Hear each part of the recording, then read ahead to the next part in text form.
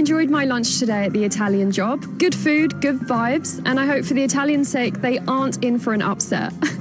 Thanks for joining me in London today, and I'll catch you next time.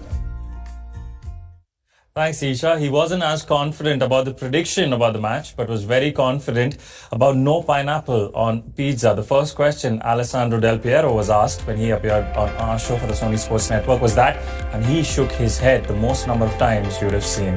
Time for another short break here on our show. On the other side, of course, we focus on the players. We get reactions from the ground and some very sharply dressed Italian players will, of course, be changing into the t-shirts and shorts.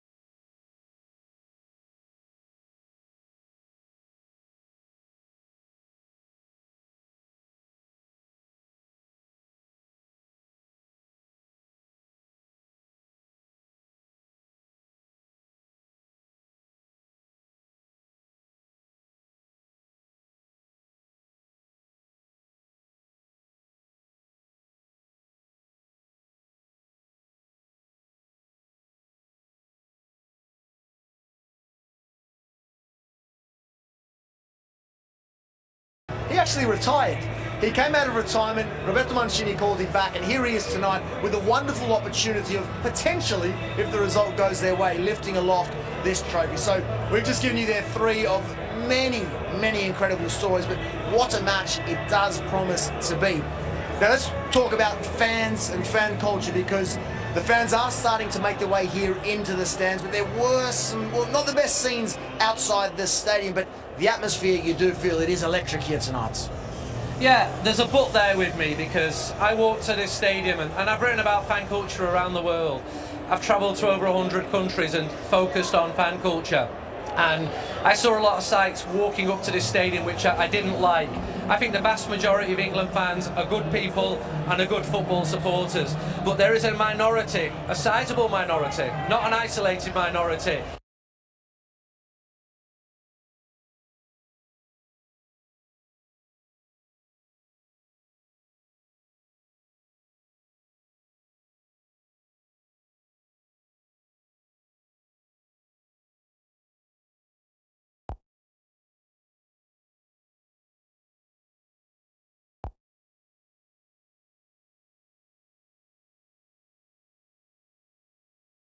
And they've got some great songs.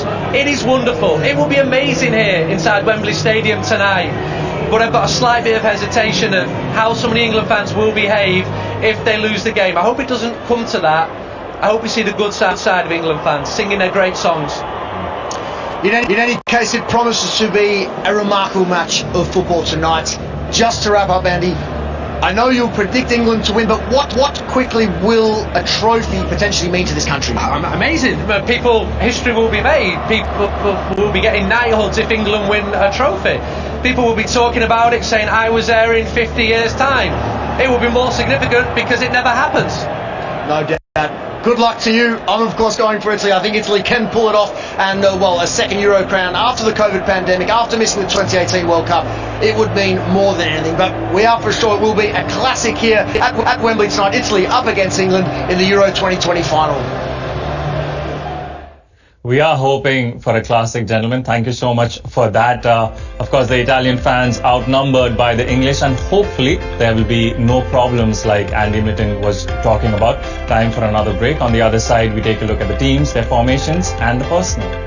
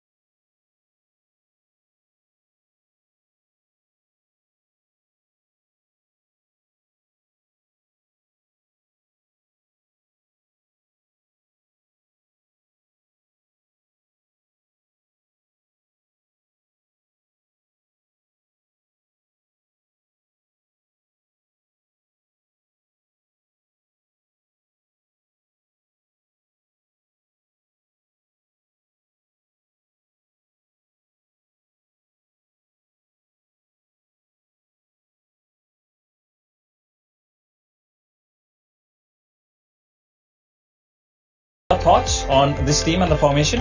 It's interesting. He goes to a back three again. He brings Trippier in on the right hand side for Saka. And it's similar to the Germany formation, and it really worked well for them.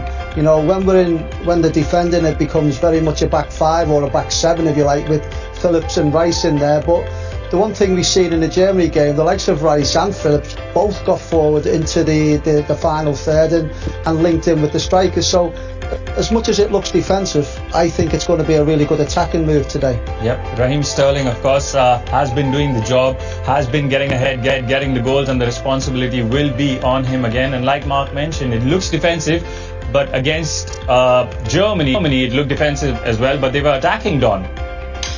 Yeah, that's what happens when you flit in and out of systems, and that's what England will do. They'll start tonight without the ball, playing 3-4-3. Then 5-3-2. When they've got the ball, they'll turn into a 3-4-3. So they'll have three attackers at the top end of the pitch. So it's quite common when you look at different systems. You're never sort of set in stone. When you're just very rigid and you see it on paper, you think that's how they're going to play. But players will move, especially at the top end of the pitch. Harry Kane has to come short. The last thing he wants to do is go up against Chiellini and Bonucci, where I thought Chiellini and Bonucci sort of showed in some parts in the Spanish game when Dani Olmo and Morata came off the bench. They were just getting into little pockets where the two centre-backs didn't want to follow. So there's going to be loads of little things going on in the game where the systems are going to be very important. Wing-backs are going to be key for England. Can they push the wingers back of the Italians and vice versa?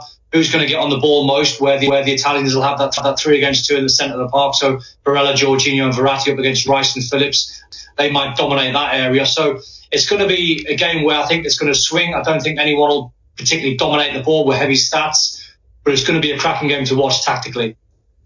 Now, of course, you mentioned those midfielders, and a lot of people thought it would be a battle of the midfields when Italy played Spain. It really wasn't. Spain overpowered that midfield. This time around, it could be different, as we see no changes, Baichung, for Italy.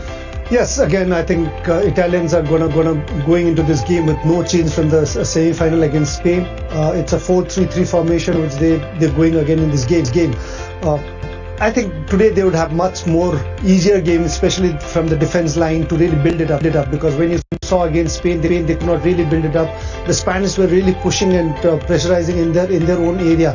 So today I don't think England would do that much. So I think Chiellini and Bonucci would get a lot of space to really pass around, build it from the back. And for me, I think Jorginho and Verratti is going to be very important midfield. They need to dominate that, and which I think today they have got good chance to dominate. And up front we've got Insigne and Immobile and Chiesa who's been doing fantastic. But I think defensively they need to make sure that they need to come and defend. When going up front, they've been very, very dangerous. They've scored goals against any good top defensive team. So only when they have to defend, I think they'll have to come and do a little bit of work and support the team. Overall, I think it's a great team. That's the same team that's started in the semi-finals and starting today as well. Yep. So there is that consistency in that squad. Of course, in terms of a head-to-head, not too much of a difference there. 10 victories for Italy and 8 for England, but in the last 6 competitive matches, England have not managed a victory against Italy. Luis, you feel this Italian team will fare better in midfield than they did against Spain? Yeah. Well, I think the way that they like to work is exactly the same way. They haven't changed the whole tournament. They try to press.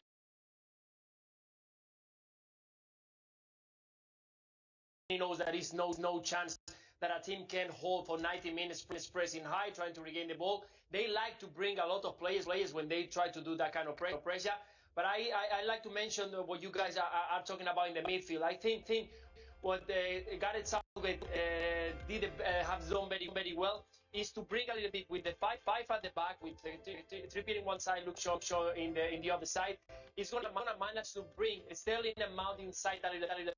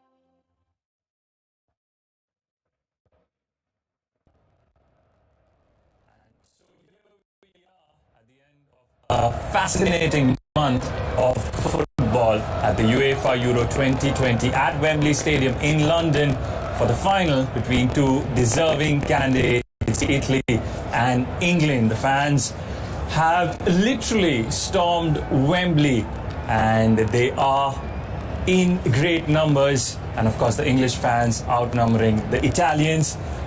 Two teams who have had a similar graph in the past few years.